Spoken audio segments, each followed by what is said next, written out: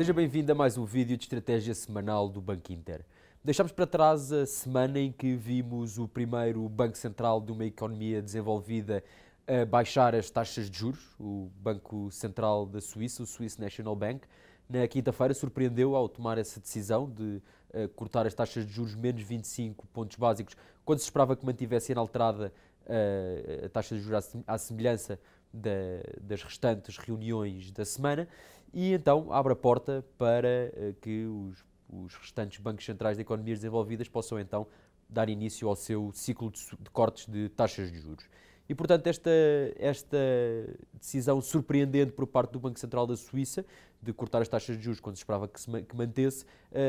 tem também como base uma inflação suíça que se mantém abaixo dos 2% e que aí está desde junho de 2023, mais ou menos, e, portanto, é uma situação particular que permitiu ao Swiss National Bank ser o primeiro banco central de uma economia desenvolvida a cortar as taxas de juros e abrir então a porta para os restantes bancos centrais. Tivemos também na quarta-feira a reunião da Reserva Federal, que acabou por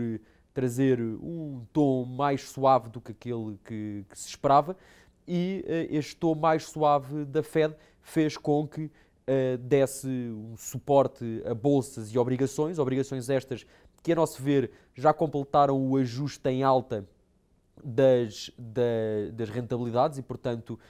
esta agora tendência de platô e depois queda das rentabilidades das obrigações alimenta também uma boa evolução das bolsas e permitiu então que o mercado tivesse mais uma boa semana, numa semana em que vimos 8 reuniões de bancos centrais. Referi apenas o Banco Central da Suíça pelo corte de taxas de juros e a Fed por ser a principal referência, mas tivemos também o Banco Central japonês a sair da política monetária de taxas de juros negativas pela primeira vez em 16 anos e também o Banco de Inglaterra, que manteve as taxas de juros e alertou para a possibilidade de iniciar o ciclo de cortes de taxas de juros agora mais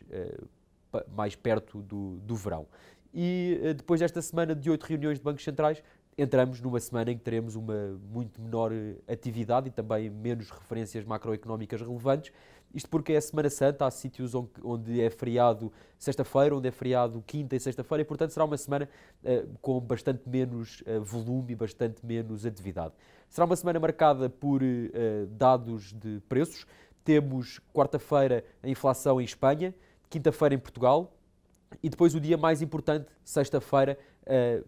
inflação em França, em Itália e, por último, o deflator do consumo privado americano, aquele que é o indicador de preços preferido da Fed. E será exatamente este deflator do consumo privado americano que é a referência-chave da semana. Espera-se que suba uma décima e que desde 2,4% para 2,5% e que, se assim for, mostrará ou dará mais uma prova de que a inflação, de facto, terá uma evolução mais volátil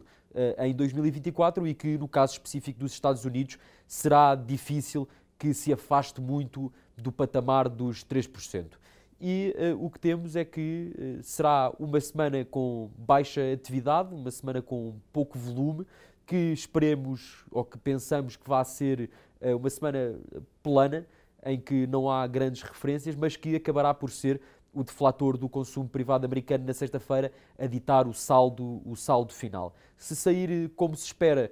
e subir uma décima, poderá acabar por fazer com que as bolsas fechem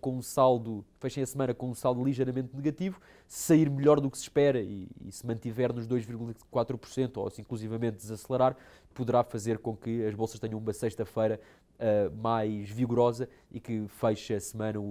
com um saldo ligeiramente positivo. Mas, resumidamente, será uma semana com poucas referências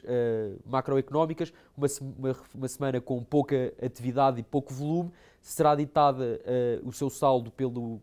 deflator do consumo privado americano na sexta-feira e, portanto, o mercado manterá uma tendência de subida que irá perder força progressivamente, mas contra a qual não vemos nenhum obstáculo que justifique quedas nas próximas semanas. Obrigado.